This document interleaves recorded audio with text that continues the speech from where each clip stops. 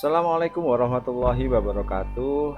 Refleksi pemikiran oleh Ki Hajar Dewantoro ini memang selalu menarik, apalagi di momen pada saat Hari Pendidikan Nasional ini.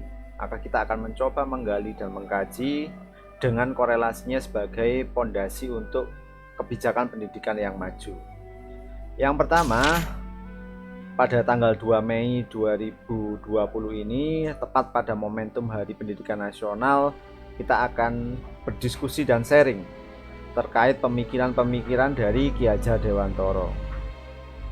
Yang pertama, kita harus sadari dulu pendidikan memang di Indonesia sudah punya sejarah panjang. Yang pertama, kita mulai dari Kerajaan Kutai ya. Ini penggambaran dari Kerajaan Kutai. Di Kutai sudah ada pertukaran pelajar pada saat itu, pendidikan formal sudah ada, dan berkembang lagi pada saat Kerajaan Sriwijaya yang ada di Sumatera. Mereka sudah berhubungan dengan Universitas Nalanda yang ada di India. Mereka saling bekerja sama dan mereka memiliki pendidikan formal yang pertama pada saat itu dengan murid atau mahasiswa dari berbagai negara di wilayah Asia Tenggara. Jadi pada saat masih zaman kerajaan, kita sudah menjadi pusat pendidikan dengan adanya Sriwijaya tersebut. Coba kita kaji bagaimana sejarah pendidikan di Indonesia. Tidak lepas dari abad 17 pada saat itu, pada saat Inggris menjadi kekuatan besar di dunia sebelum adanya Perang Dunia Kedua. Mereka menguasai hampir seluruh 3/4 kekuasaan di bumi ini, dan mereka akhirnya mengembangkan satu sistem pendidikan yang sampai saat ini masih kita pegang di pendidikan modern.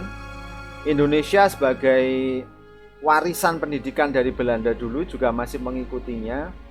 Coba kita perhatikan tempat duduknya, lokasi tempat duduk gurunya, bagaimana siswa belajar. Sebenarnya tidak jauh beda dengan pendidikan kita saat ini.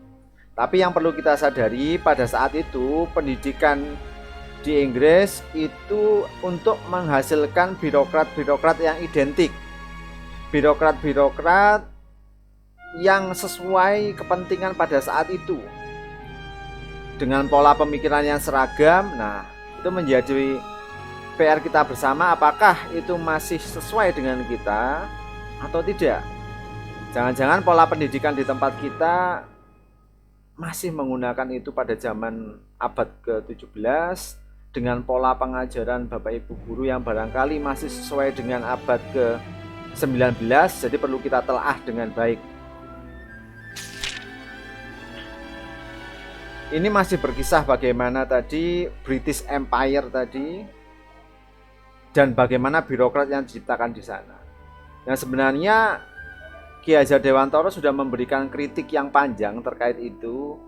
Beliau menyebutkan bahwa pendidikan ala Belanda yang selama itu diberikan kepada masyarakat pribumi tidaklah sesuai dengan cita-cita bangsa kita, karena memang hanya beberapa aspek saja yang mereka kembangkan. Aspek intelektual, individual, material. Nah, ini jelas tidak cocok dengan kita. Juga mereka masih memperjuangkan hal-hal yang berhubungan dengan kolonialisme dan tidak membawa narasi-narasi kebudayaan nasional maupun memperjuangkan cita-cita nasional dan kebudayaan nasional Indonesia. Autokritik ini disampaikan beliau sekitar tahun 1900-an. Baik, kita telah lagi bagaimana posisi pendidikan kita di Indonesia pada saat ini.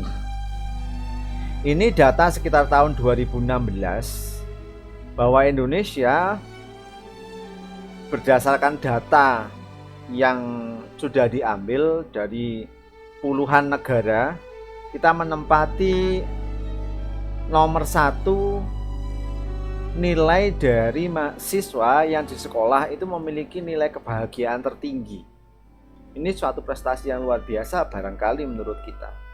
Tapi perlu kita sadari dan kita korelasikan dengan fakta ini misalkan. Fakta menurunnya kualitas pendidikan kita. menurut PISA dan TIMSS yang dilakukan annual beberapa tahun sekali, itu kita lihat mulai tahun 2000 sampai 2018-an tren kita menurun nilainya. Kita berada di peringkat 60 sampai 70-an. Peringkat yang kira-kira masuk dalam 10 besar dari belakang. Mulai dari kemampuan matematis, kemampuan membaca sampai dengan kinerja sains siswa kita. Nah, bagaimana dengan kejadian fakta saat ini? Barangkali juga hampir sama ya. Kalau kita lihat baca di koran, majalah, televisi, itu luar biasa dampak-dampak yang ada akibat dari sistem pendidikan kita yang barangkali masih menganut form yang lama. Kalau kita korelasikan dengan 2 halaman sebelumnya, bagaimana siswa kita bisa menjadi siswa yang bahagia, akan muncul pertanyaan. Jangan-jangan mereka tidak tahu bahwa mereka itu adalah tidak bisa. Atau barangkali kita tidak pandai melihat diri kita sendiri, bagaimana kita bisa menilai dengan baik kemampuan kita. Baik, itu untuk penggalian yang pertama. Nanti kita sambung untuk penggalian yang kedua.